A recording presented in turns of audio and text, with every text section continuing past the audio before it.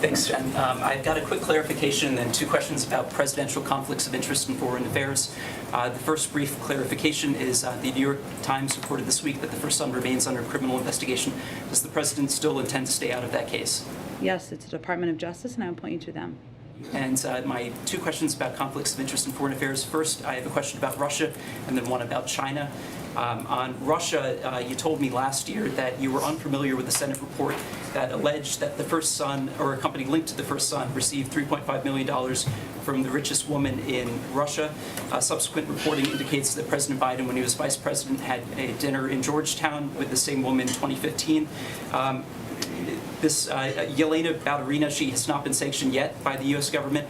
How is President Biden navigating conflicts of interest when it comes to sanctioning people who have done business with his family? And can you explain to us what this $3.5 million was for? I don't have any confirmation of the accuracy of that report, so I have no more further details. Anything about the conflicts of interest, though, how he's navigating those when deciding sanctions? What would be his conflicts of interest? Well, his son's company allegedly got $3.5 million from... Which I have no confirmation of, and he has continued to sanction oligarchs more than we've ever sanctioned in the past, so I'm not sure that's a conflict of interest. Go ahead.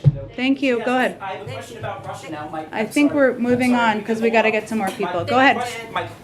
My question about the conflict of interest when it comes to China is, last year the first son's attorney said that he divested from a Chinese investment fund controlled by Chinese state-owned entities. We have received not even basic transparency about who bought out his stake, when this happened, and how much money changed hands. Did he actually divest, and if so, can you agree to basic transparency? He's a private citizen. He doesn't work for the government. I'd point you to his representatives. Thank you. I think we're done here. Thank you very much. Go ahead. Did President Biden talk to President Xi Jinping about the escalate tensions on Korean Peninsula? How did President Xi respond on this?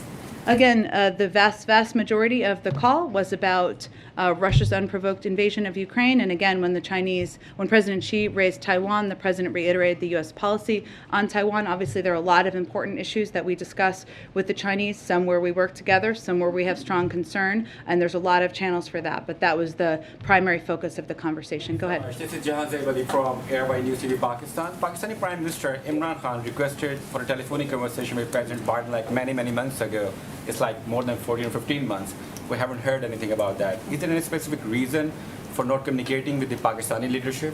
I don't have any update on a planned call or engagement. Obviously, we engage with Pakistan and a range of leaders at a number of levels through the State Department, for our national security team, but in terms of a call or engagement with the president, I don't have anything to predict on that front. After his recent visit of Russia, Pakistani Prime Minister Imran Khan told a public gathering that he will not be a slave of America like other politicians do. Would you like to comment on that? I don't know why he said that word. We have a long relationship with Pakistan, and that is a relationship will continue through diplomatic channels, so I don't have any more comment on that. Go ahead.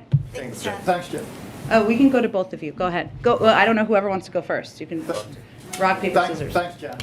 You might have seen that President Putin held a rally at which he said of the Russian people that we have not had unity like this for a long time. Is that your perception? Do you have any comment? Well, we're not going to respond to President Putin's misinformation and propaganda rally, which is how we see it. And secondly, just a bigger picture question. There's been a lot of discussion this week about war crimes and war criminals. You're well aware the United States does not recognize the International Criminal Court.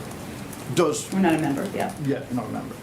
President Biden believes that is the correct stance, and if so, doesn't that undercut the United States' moral authority?